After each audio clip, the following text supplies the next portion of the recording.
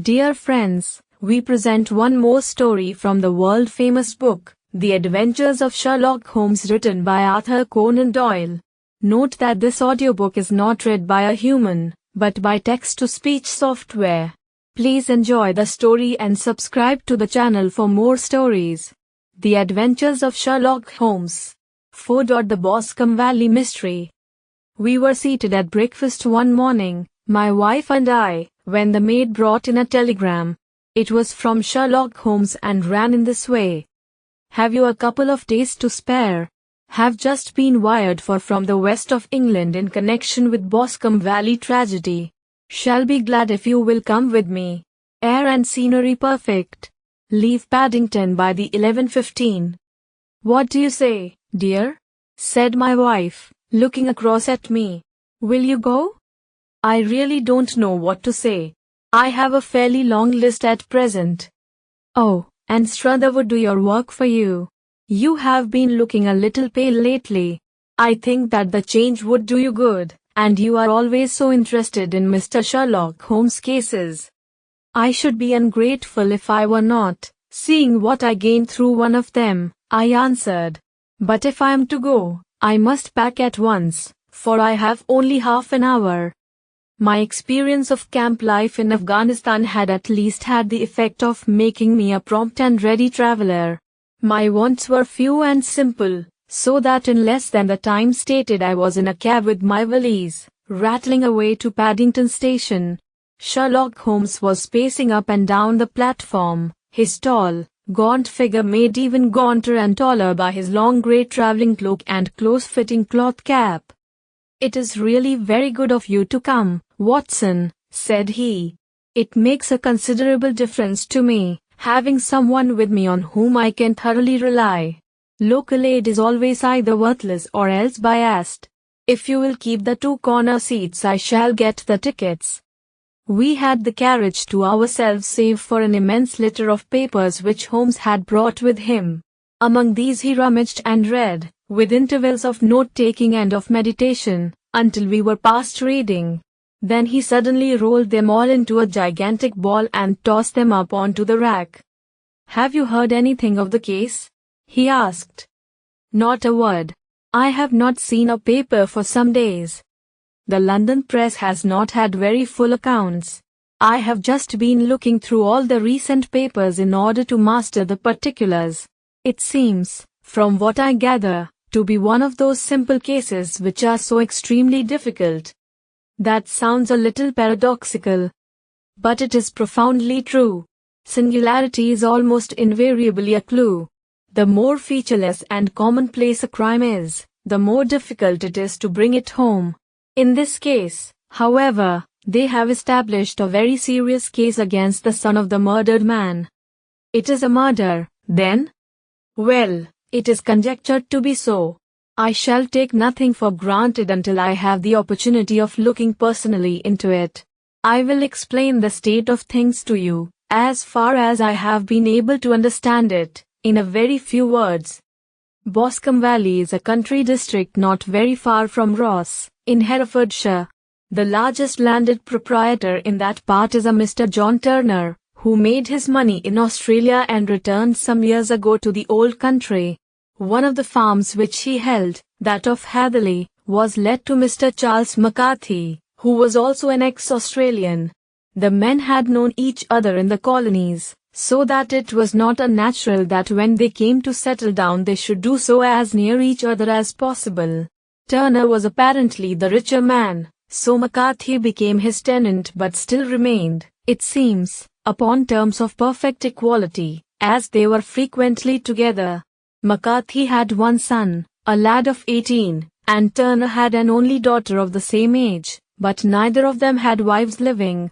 They appeared to have avoided the society of the neighboring English families and to have led retired lives, though both the McCarthys were fond of sport and were frequently seen at the race meetings of the neighborhood.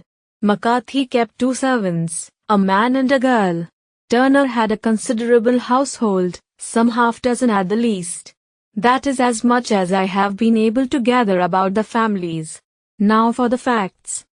On June 3rd, that is, on Monday last, McCarthy left his house at Hatherley about 3 in the afternoon and walked down to the Boscombe Pool, which is a small lake formed by the spreading out of the stream which runs down the Boscombe Valley. He had been out with his serving man in the morning at Ross, and he had told the man that he must hurry, as he had an appointment of importance to keep at 3. From that appointment he never came back alive. From Hatherley farmhouse to the Boscombe Pool is a quarter of a mile, and 2 people saw him as he passed over this ground. One was an old woman, whose name is not mentioned, and the other was William Crowder, a gamekeeper in the employ of Mr. Turner. Both these witnesses deposed that Mr. McCarthy was walking alone. The gamekeeper adds that within a few minutes of his seeing Mr. McCarthy pass he had seen his son, Mr. James McCarthy, going the same way with a gun under his arm. To the best of his belief, the father was actually in sight at the time, and the son was following him. He thought no more of the matter until he heard in the evening of the tragedy that had occurred. The 2 McCarthys were seen after the time when William Crowder, the gamekeeper, lost sight of them. The Boscombe Pool is thickly wooded round, with just a fringe of grass and of reeds round the edge. A girl of 14, Patience Moran, who is the daughter of the lodgekeeper of the Boscombe Valley estate, was in one of the woods picking flowers. She states that while she was there she saw, at the border of the wood and close by the lake, Mr. McCarthy and his son, and that they appeared to be having a violent quarrel. She heard Mr. McCarthy the elder using very strong language to his son, and she saw the latter raise up his hand as if to strike his father. She was so frightened by their violence that she ran away and told her mother when she reached home that she had left the 2 McCarthys quarreling near Boscombe Pool, and that she was afraid that they were going to fight. She had hardly said the words when young Mr. McCarthy came running up to the lodge to say that he had found his father dead in the wood, and to ask for the help of the lodgekeeper. He was much excited, without either his gun or his hat, and his right hand and sleeve were observed to be stained with fresh blood. On following him they found the dead body stretched out upon the grass beside the pool. The head had been beaten in by repeated blows of some heavy and blunt weapon. The injuries were such as might very well have been inflicted by the butt end of his son's gun, which was found lying on the grass within a few paces of the body. Under these circumstances the young man was instantly arrested, and a verdict of wilful murder having been returned at the inquest on Tuesday, he was on Wednesday brought before the magistrates at Ross, who have referred the case to the next assizes. Those are the main facts of the case as they came out before the coroner and the police court. I could hardly imagine a more damning case, I remarked. If ever circumstantial evidence pointed to a criminal it does so here. Circumstantial evidence is a very tricky thing, answered Holmes thoughtfully. It may seem to point very straight to one thing, but if you shift your own point of view a little, you may find it pointing in an equally uncompromising manner to something entirely different. It must be confessed, however, that the case looks exceedingly grave against the young man, and it is very possible that he is indeed the culprit. There are several people in the neighborhood, however, and among them Miss Turner, the daughter of the neighboring landowner, who believe in his innocence, and who have retained Lestrade, whom you may recollect in connection with the study in scarlet, to work out the case in his interest. Lestrade, being rather puzzled, has referred the case to me, and hence it is that 2 middle-aged gentlemen are flying westward at 50 miles an hour instead of quietly digesting their breakfasts at home. I'm afraid, said I, that the facts are so obvious that you will find little credit to be gained out of this case.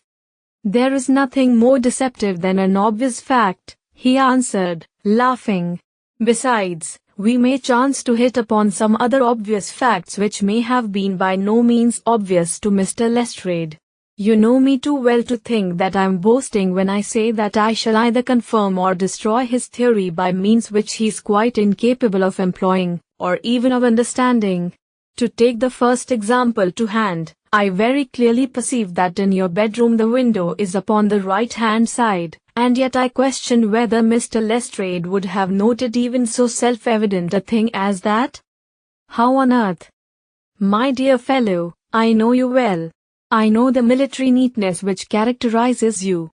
You shave every morning, and in this season you shave by the sunlight, but since your shaving is less and less complete as we get farther back on the left side, until it becomes positively slovenly as we get round the angle of the jaw, it is surely very clear that that side is less illuminated than the other.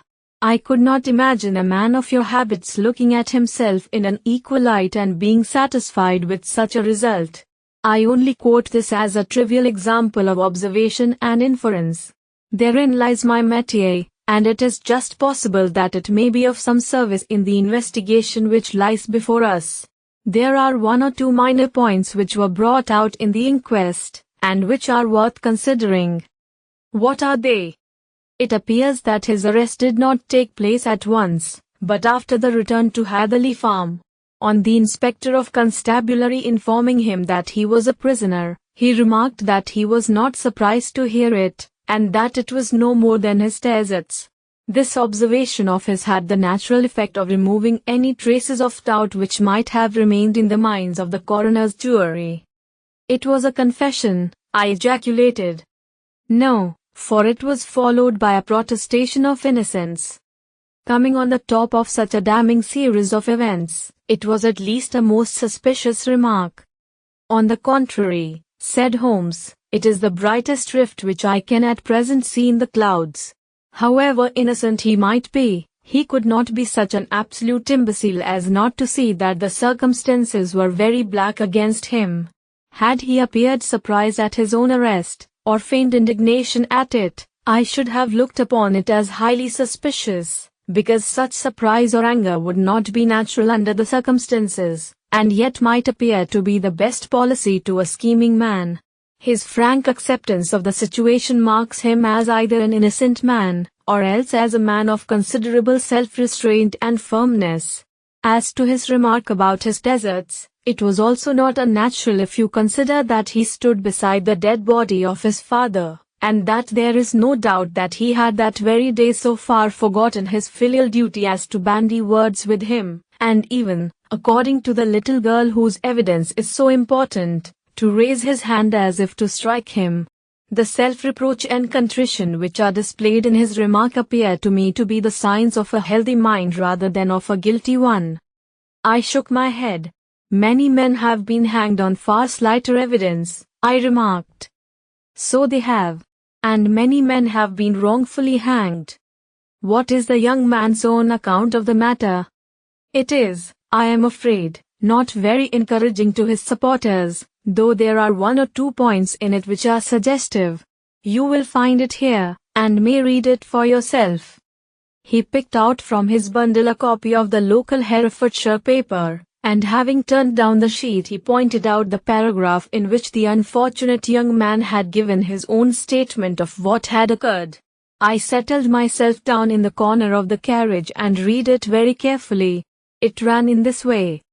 Mr. James McCarthy, the only son of the deceased, was then called and gave evidence as follows. I had been away from home for 3 days at Bristol, and had only just returned upon the morning of last Monday, the 3rd.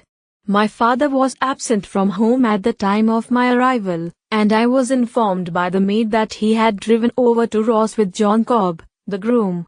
Shortly after my return I heard the wheels of his trap in the yard, and, looking out of my window, I saw him get out and walk rapidly out of the yard, though I was not aware in which direction he was going. I then took my gun and strolled out in the direction of the Boscombe pool, with the intention of visiting the rabbit warren which is upon the other side. On my way I saw William Crowder, the gamekeeper, as he had stated in his evidence, but he is mistaken in thinking that I was following my father. I had no idea that he was in front of me. When about 100 yards from the pool I heard a cry of "Cooey," which was a usual signal between my father and myself. I then hurried forward, and found him standing by the pool. He appeared to be much surprised at seeing me and asked me rather roughly what I was doing there. A conversation ensued which led to high words and almost to blows, for my father was a man of a very violent temper. Seeing that his passion was becoming ungovernable, I left him and returned towards Hatherley Farm. I had not gone more than 150 yards, however, when I heard a hideous outcry behind me, which caused me to run back again. I found my father expiring upon the ground, with his head terribly injured. I dropped my gun and held him in my arms, but he almost instantly expired. I knelt beside him for some minutes, and then made my way to Mr. Turner's lodge keeper, his house being the nearest, to ask for assistance. I saw no one near my father when I returned, and I have no idea how he came by his injuries. He was not a popular man, being somewhat cold and forbidding in his manners, but he had, as far as I know, no active enemies. I know nothing further of the matter. The coroner: did your father make any statement to you before he died?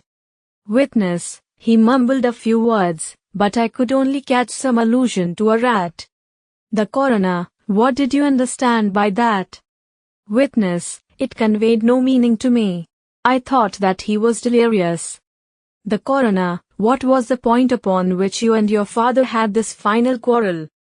Witness: I should prefer not to answer. The coroner: I am afraid that I must press it. Witness: it is really impossible for me to tell you. I can assure you that it has nothing to do with the sad tragedy which followed. The coroner: that is for the court to decide. I need not point out to you that your refusal to answer will prejudice your case considerably in any future proceedings which may arise. Witness: I must still refuse. The coroner: I understand that the cry of cooey was a common signal between you and your father. Witness: it was. The coroner: how was it, then, that he uttered it before he saw you, and before he even knew that you had returned from Bristol? Witness: with considerable confusion, I do not know. A juryman: did you see nothing which aroused your suspicions when you returned on hearing the cry and found your father fatally injured? Witness: nothing definite. The coroner: what do you mean? Witness: I was so disturbed and excited as I rushed out into the open, that I could think of nothing except of my father. Yet I have a vague impression that as I ran forward something lay upon the ground to the left of me. It seemed to me to be something grey in color, a coat of some sort, or a plaid perhaps. When I rose from my father I looked round for it, but it was gone. Do you mean that it disappeared before you went for help? Yes, it was gone. You cannot say what it was? No, I had a feeling something was there. How far from the body? 12 yards or so. And how far from the edge of the wood? About the same. Then if it was removed it was while you were within 12 yards of it. Yes, but with my back towards it. This concluded the examination of the witness. I see, said I as I glanced down the column, that the coroner in his concluding remarks was rather severe upon young McCarthy. He calls attention, and with reason, to the discrepancy about his father having signaled to him before seeing him, also to his refusal to give details of his conversation with his father, and his singular account of his father's dying words. They are all, as he remarks, very much against the son. Holmes laughed softly to himself and stretched himself out upon the cushioned seat. Both you and the coroner have been at some pains, said he, to single out the very strongest points in the young man's favor. Don't you see that you alternately give him credit for having too much imagination and too little? Too little, if he could not invent a cause of quarrel which would give him the sympathy of the jury. Too much, if he evolved from his own inner consciousness anything so outre as a dying reference to a rat, and the incident of the vanishing cloth. No, sir, I shall approach this case from the point of view that what this young man says is true, and we shall see whither that hypothesis will lead us. And now here is my pocket Petrarch, and not another word shall I say of this case until we are on the scene of action. We lunch at Swindon, and I see that we shall be there in 20 minutes. It was nearly 4 o'clock when we at last, after passing through the beautiful Stroud Valley, and over the broad gleaming Severn, found ourselves at the pretty little country town of Ross. A lean, ferret-like man, furtive and sly-looking, was waiting for us upon the platform. In spite of the light brown dust coat and leather leggings which he wore in deference to his rustic surroundings, I had no difficulty in recognizing Lestrade, of Scotland Yard. With him we drove to the Hereford Arms where a room had already been engaged for us. "I have ordered a carriage," said Lestrade as we sat over a cup of tea. "I knew your energetic nature, and that you would not be happy until you had been on the scene of the crime." "It was very nice and complimentary of you," Holmes answered. "It is entirely a question of barometric pressure." Lestrade looked startled. "I do not quite follow," he said. "How is the glass?" 29, I see. No wind, and not a cloud in the sky. I have a case full of cigarettes here which need smoking, and the sofa is very much superior to the usual country hotel abomination. I do not think that it is probable that I shall use the carriage tonight." Lestrade laughed indulgently. "You have, no doubt, already formed your conclusions from the newspapers," he said. "The case is as plain as a pikestaff, and the more one goes into it the plainer it becomes. Still, of course, one can't refuse a lady, and such a very positive one, too. She has heard of you, and would have your opinion, though I repeatedly told her that there was nothing which you could do which I had not already done. Why, bless my soul, here is her carriage at the door."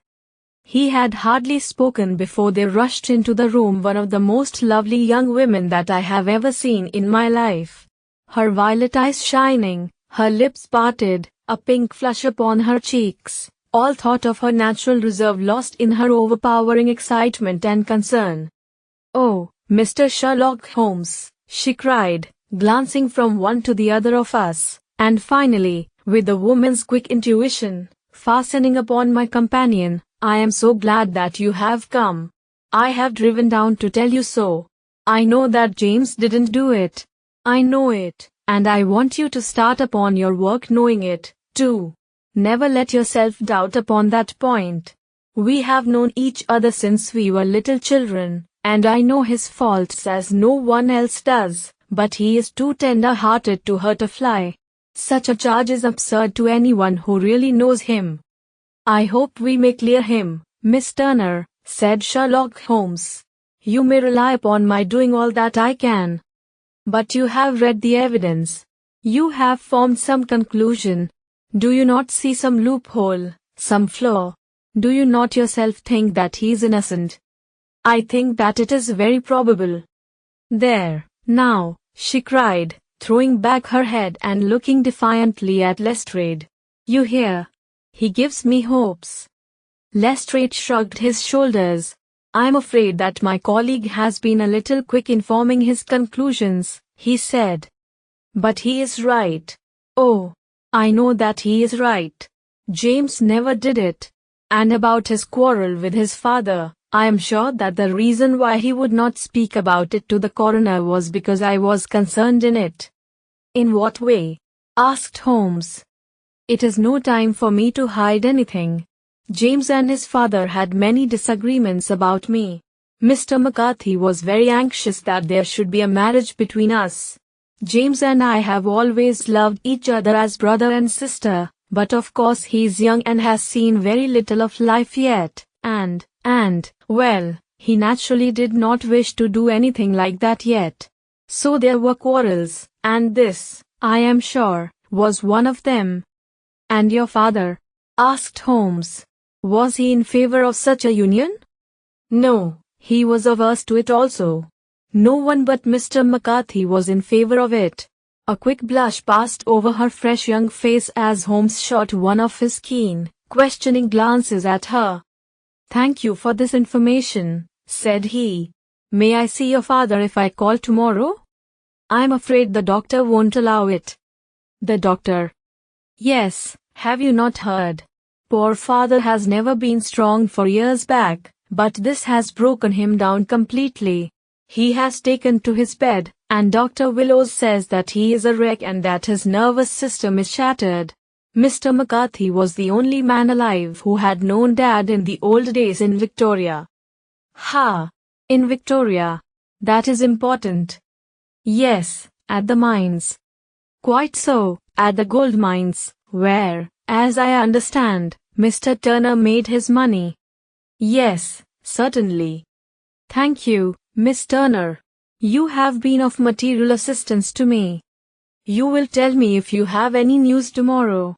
No doubt you will go to the prison to see James. Oh, if you do, Mr. Holmes, do tell him that I know him to be innocent. I will, Miss Turner. I must go home now, for Dad is very ill, and he misses me, so if I leave him. Goodbye, and God help you in your undertaking. She hurried from the room as impulsively as she had entered, and we heard the wheels of her carriage rattle off down the street. I'm ashamed of you, Holmes, said Lestrade with dignity after a few minutes' silence. Why should you raise up hopes which you are bound to disappoint? I am not over-tender of heart, but I call it cruel. I think that I see my way to clearing James McCarthy, said Holmes. Have you an order to see him in prison? Yes, but only for you and me. Then I shall reconsider my resolution about going out. We have still time to take a train to Hereford and see him tonight. Ample. Then let us do so. Watson, I fear that you will find it very slow, but I shall only be away a couple of hours. I walked down to the station with them, and then wandered through the streets of the little town, finally returning to the hotel, where I lay upon the sofa and tried to interest myself in a yellow-backed novel. The puny plot of the story was so thin, however, when compared to the deep mystery through which we were groping, and I found my attention wander so continually from the action to the fact, that I at last flung it across the room and gave myself up entirely to a consideration of the events of the day. Supposing that this unhappy young man's story were absolutely true, then what hellish thing, what absolutely unforeseen and extraordinary calamity could have occurred between the time when he parted from his father, and the moment when, drawn back by his screams, he rushed into the glade? It was something terrible and deadly. What could it be? Might not the nature of the injuries reveal something to my medical instincts? I rang the bell and called for the weekly county paper, which contained a verbatim account of the inquest. In the surgeon's deposition it was stated that the posterior third of the left parietal bone and the left half of the occipital bone had been shattered by a heavy blow from a blunt weapon. I marked the spot upon my own head. Clearly such a blow must have been struck from behind. That was to some extent in favor of the accused, as when seen quarreling he was face to face with his father. Still, it did not go for very much, for the older man might have turned his back before the blow fell. Still, it might be worthwhile to call Holmes' attention to it. Then there was the peculiar dying reference to a rat. What could that mean? It could not be delirium. A man dying from a sudden blow does not commonly become delirious. No, it was more likely to be an attempt to explain how he met his fate. But what could it indicate? I cudgelled my brains to find some possible explanation. And then the incident of the grey cloth seen by young McCarthy. If that were true, the murderer must have dropped some part of his dress, presumably his overcoat, in his flight, and must have had the hardihood to return and to carry it away at the instant when the son was kneeling with his back turned not a dozen paces off. What a tissue of mysteries and improbabilities the whole thing was! I did not wonder at Lestrade's opinion, and yet I had so much faith in Sherlock Holmes' insight that I could not lose hope as long as every fresh fact seemed to strengthen his conviction of young McCarthy's innocence. It was late before Sherlock Holmes returned. He came back alone, for Lestrade was staying in lodgings in the town. "The glass still keeps very high," he remarked as he sat down.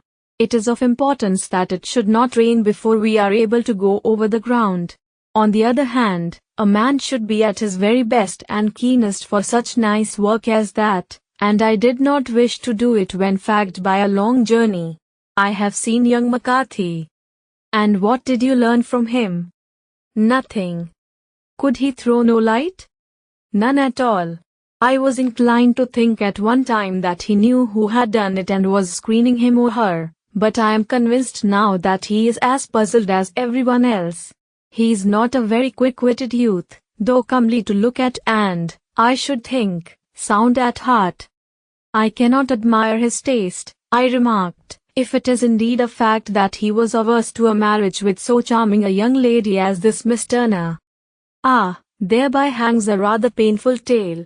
This fellow is madly, insanely, in love with her, but some 2 years ago, when he was only a lad, and before he really knew her, for she had been away 5 years at a boarding school, what does the idiot do but get into the clutches of a barmaid in Bristol and marry her at a registry office? No one knows a word of the matter, but you can imagine how maddening it must be to him to be upbraided for not doing what he would give his very eyes to do, but what he knows to be absolutely impossible. It was sheer frenzy of this sort which made him throw his hands up into the air when his father, at their last interview, was goading him on to propose to Miss Turner. On the other hand, he had no means of supporting himself, and his father, who was by all accounts a very hard man, would have thrown him over utterly had he known the truth.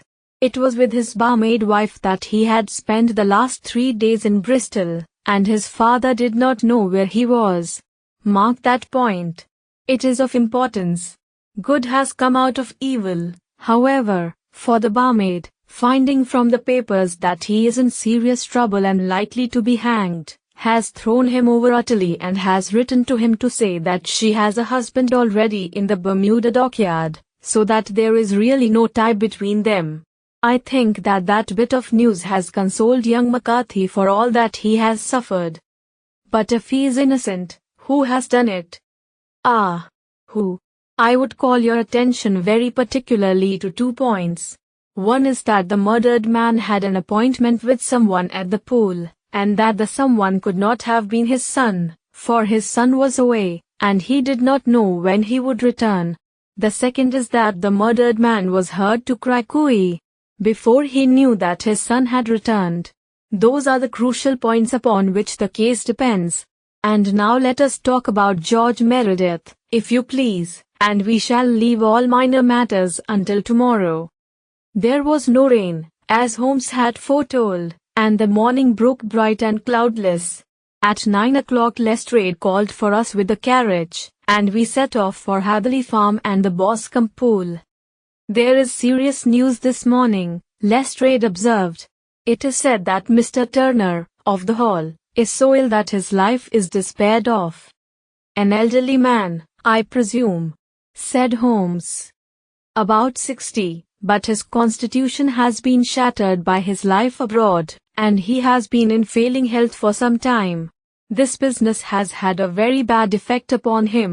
He was an old friend of McCarthy's, and, I may add, a great benefactor to him, for I have learned that he gave him Hatherley Farm rent-free." "Indeed. That is interesting," said Holmes. "Oh, yes. In 100 other ways he has helped him. Everybody about here speaks of his kindness to him." "Really? Does it not strike you as a little singular that this McCarthy, who appears to have had little of his own, and to have been under such obligations to Turner, should still talk of marrying his son to Turner's daughter, who is, presumably, heiress to the estate, and that in such a very cocksure manner, as if it were merely a case of a proposal and all else would follow? It is the more strange, since we know that Turner himself was averse to the idea. The daughter told us as much. Do you not deduce something from that?" "We have got to the deductions and the inferences," said Lestrade, winking at me. "I find it hard enough to tackle facts, Holmes, without flying away after theories and fancies." "You are right," said Holmes demurely, "you do find it very hard to tackle the facts." "Anyhow, I have grasped one fact which you seem to find it difficult to get hold of," replied Lestrade with some warmth.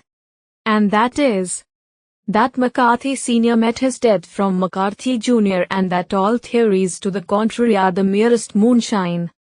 "Well, moonshine is a brighter thing than fog," said Holmes, laughing. "But I am very much mistaken if this is not Hatherley Farm upon the left."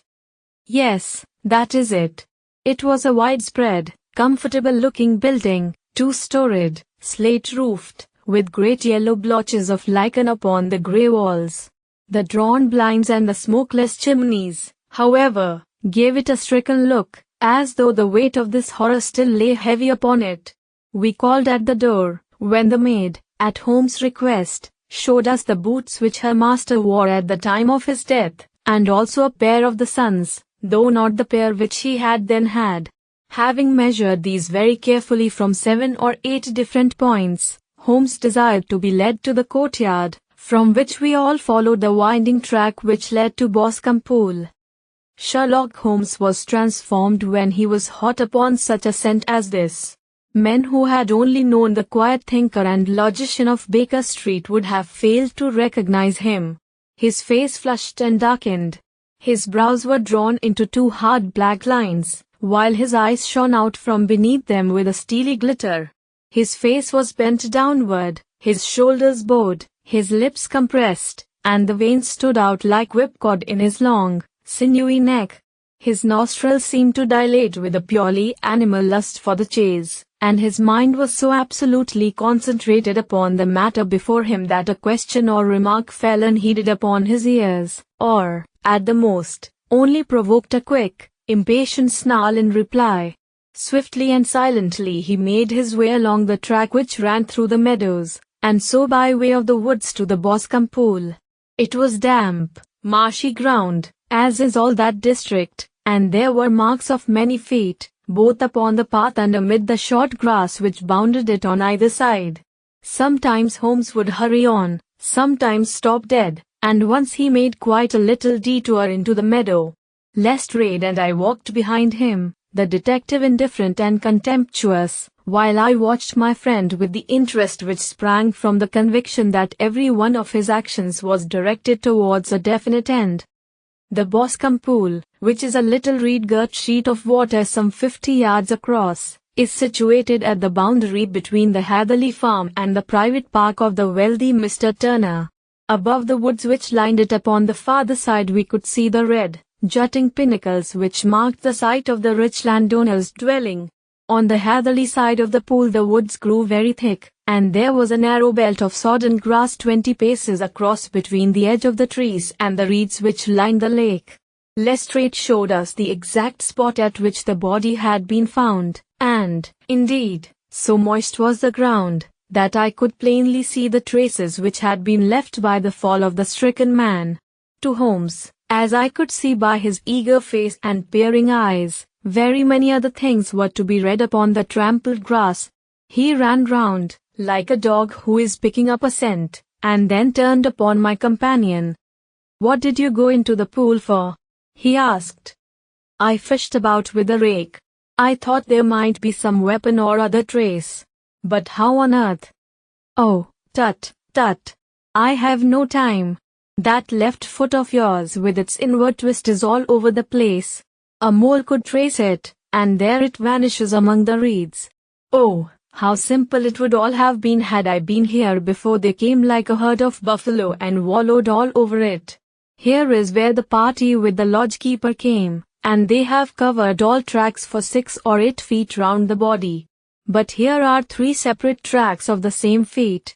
He drew out a lens and lay down upon his waterproof to have a better view, talking all the time rather to himself than to us. "These are young McCarthy's feet. Twice he was walking, and once he ran swiftly, so that the soles are deeply marked and the heels hardly visible. That bears out his story. He ran when he saw his father on the ground. Then here are the father's feet as he paced up and down. What is this, then? It is the butt end of the gun as the son stood listening. And this, ha, ha, what have we here? Tiptoes, tiptoes. Square, too, quite unusual boots. They come, they go, they come again. Of course that was for the cloak. Now where did they come from?" He ran up and down, sometimes losing, sometimes finding the track until we were well within the edge of the wood and under the shadow of a great beech, the largest tree in the neighborhood. Holmes traced his way to the farther side of this and lay down once more upon his face with a little cry of satisfaction. For a long time he remained there, turning over the leaves and dried sticks, gathering up what seemed to me to be dust into an envelope and examining with his lens not only the ground but even the bark of the tree as far as he could reach. A jagged stone was lying among the moss, and this also he carefully examined and retained. Then he followed a pathway through the wood until he came to the high road, where all traces were lost. "It has been a case of considerable interest," he remarked, returning to his natural manner. "I fancy that this grey house on the right must be the lodge. I think that I will go in and have a word with Moran, and perhaps write a little note. Having done that, we may drive back to our luncheon. You may walk to the cab, and I shall be with you presently." It was about 10 minutes before we regained our cab and drove back into Ross, Holmes still carrying with him the stone which he had picked up in the wood. "This may interest you, Lestrade," he remarked, holding it out. "The murder was done with it. I see no marks." "There are none." "How do you know, then?" "The grass was growing under it. It had only lain there a few days. There was no sign of a place whence it had been taken. It corresponds with the injuries. There is no sign of any other weapon." "And the murderer?" "Is a tall man, left-handed, limps with the right leg, wears thick-soled shooting boots and a grey cloak, smokes Indian cigars, uses a cigar holder, and carries a blunt penknife in his pocket. There are several other indications, but these may be enough to aid us in our search." Lestrade laughed. "I'm afraid that I am still a skeptic," he said. "Theories are all very well, but we have to deal with a hard-headed British jury." "Nouveau-rions," answered Holmes calmly. "You work your own method, and I shall work mine. I shall be busy this afternoon, and shall probably return to London by the evening train." "And leave your case unfinished?" "No, finished. But the mystery. It is solved." "Who was the criminal, then?" "The gentleman I describe." "But who is he?" "Surely it would not be difficult to find out. This is not such a populous neighborhood." Lestrade shrugged his shoulders. "I am a practical man," he said, "and I really cannot undertake to go about the country looking for a left-handed gentleman with a game leg. I should become the laughing-stock of Scotland Yard." "All right," said Holmes quietly. "I have given you the chance. Here are your lodgings. Goodbye. I shall drop you a line before I leave." Having left Lestrade at his rooms, we drove to our hotel, where we found lunch upon the table. Holmes was silent and buried in thought with a pained expression upon his face, as one who finds himself in a perplexing position. "Look here, Watson," he said when the cloth was cleared, "just sit down in this chair and let me preach to you for a little.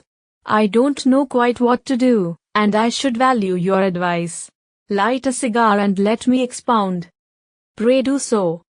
"Well, now, in considering this case there are 2 points about young McCarthy's narrative which struck us both instantly, although they impressed me in his favor and you against him.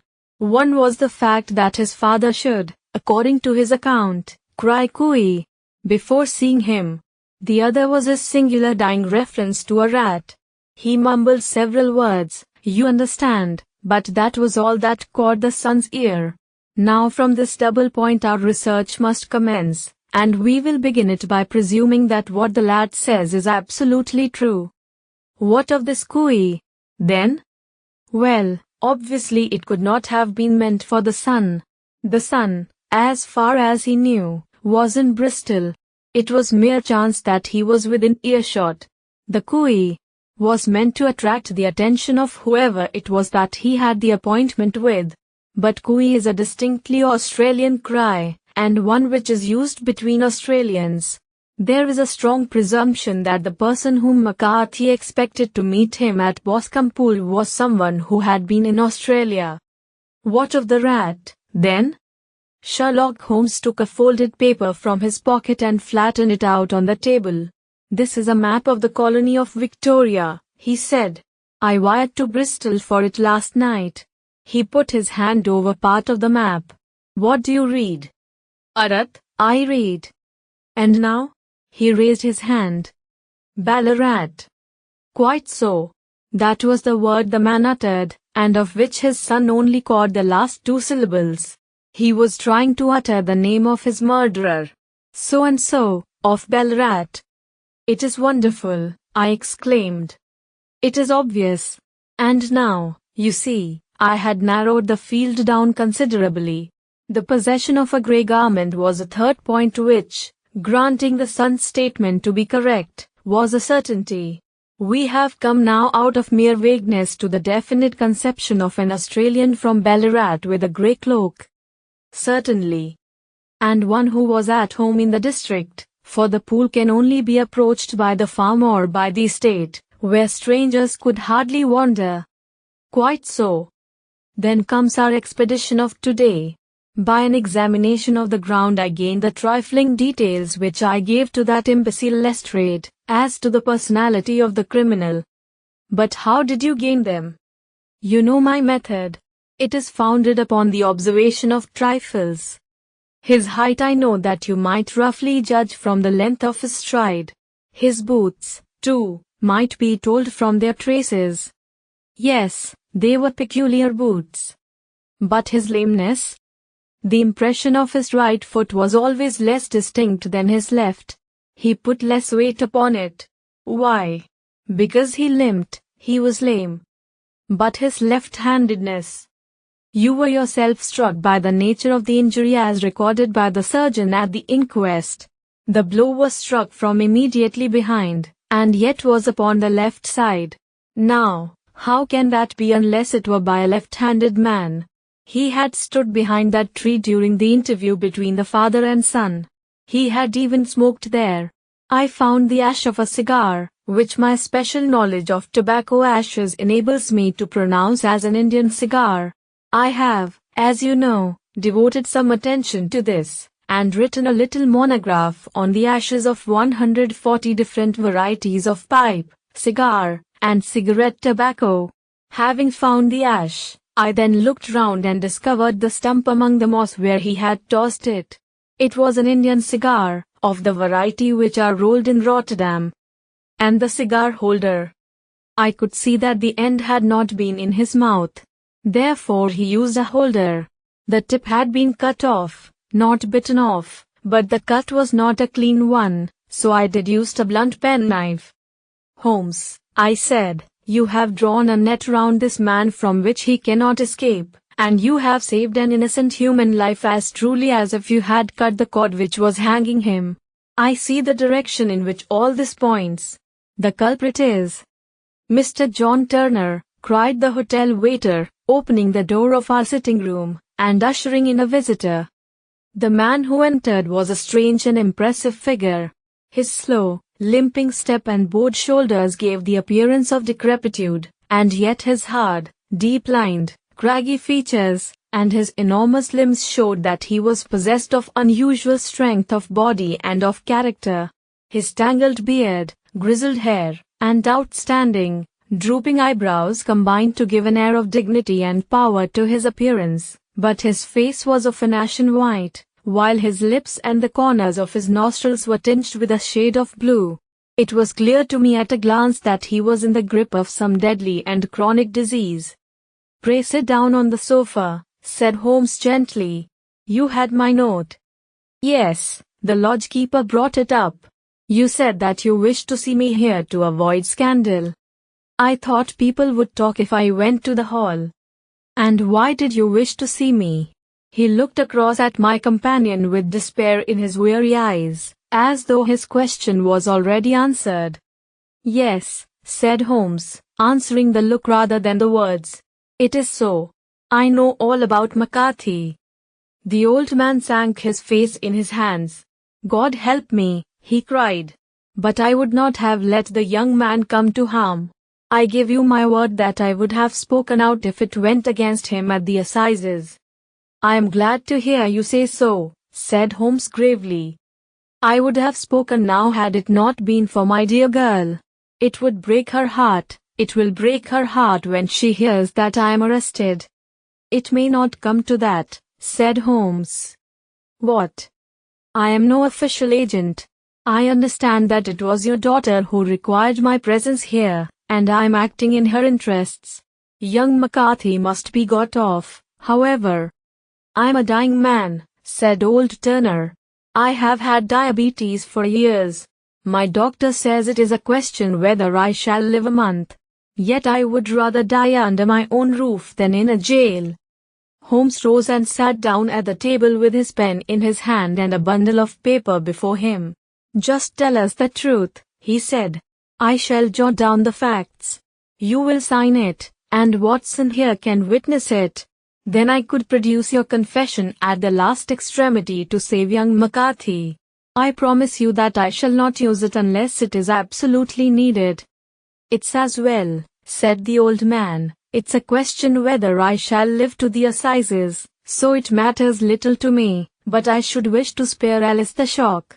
And now I will make the thing clear to you. It has been a long time in the acting, but will not take me long to tell. You didn't know this dead man, McCarthy. He was a devil incarnate. I tell you that. God keep you out of the clutches of such a man as he. His grip has been upon me these 20 years, and he has blasted my life. I'll tell you first how I came to be in his power. It was in the early 60s at the diggings. I was a young chap then, hot-blooded and reckless, ready to turn my hand at anything. I got among bad companions, took to drink, had no luck with my claim, took to the bush, and in a word became what you would call over here a highway robber.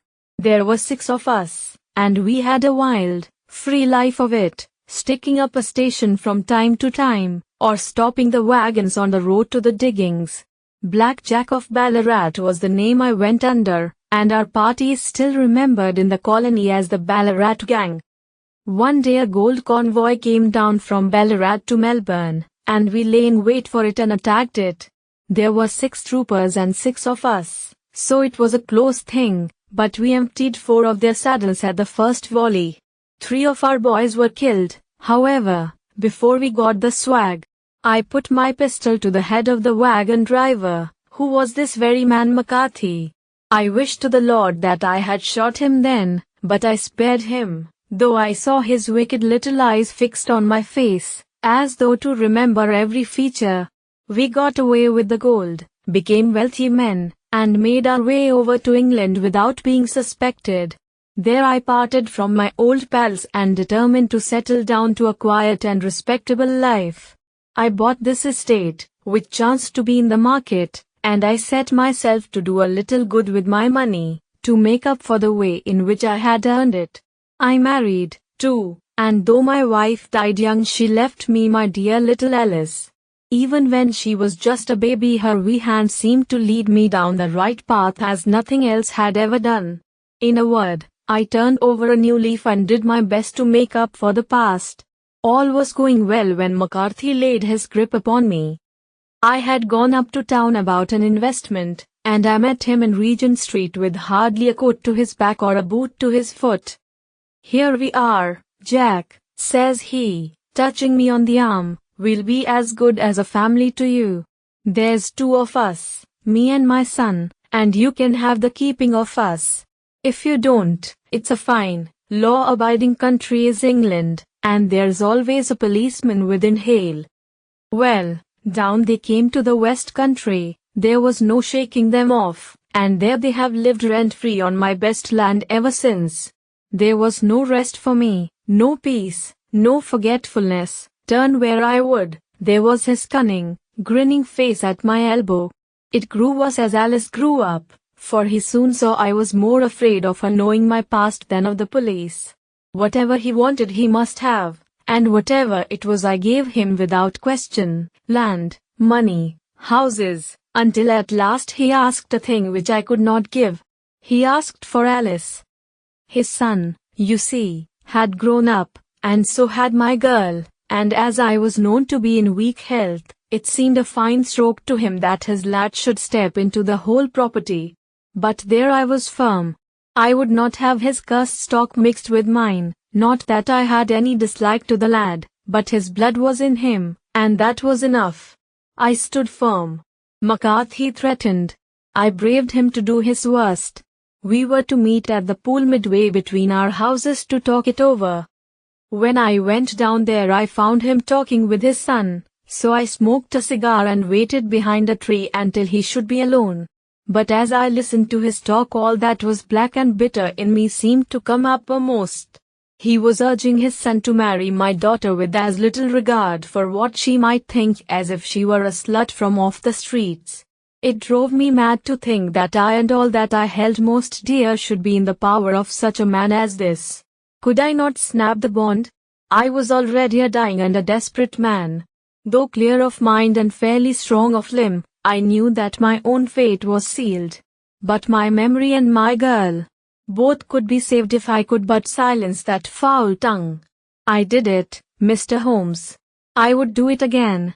Deeply as I have sinned, I have led a life of martyrdom to atone for it. But that my girl should be entangled in the same meshes which held me was more than I could suffer. I struck him down with no more compunction than if he had been some foul and venomous beast. His cry brought back his son, but I had gained the cover of the wood, though I was forced to go back to fetch the cloak which I had dropped in my flight. That is the true story, gentlemen, of all that occurred. Well, it is not for me to judge you, said Holmes as the old man signed the statement which had been drawn out. I pray that we may never be exposed to such a temptation. I pray not, sir. And what do you intend to do? In view of your health, nothing. You are yourself aware that you will soon have to answer for your deed at a higher court than the assizes. I will keep your confession, and if McCarthy is condemned I shall be forced to use it. If not, it shall never be seen by mortal eye, and your secret, whether you be alive or dead, shall be safe with us. Farewell, then, said the old man solemnly.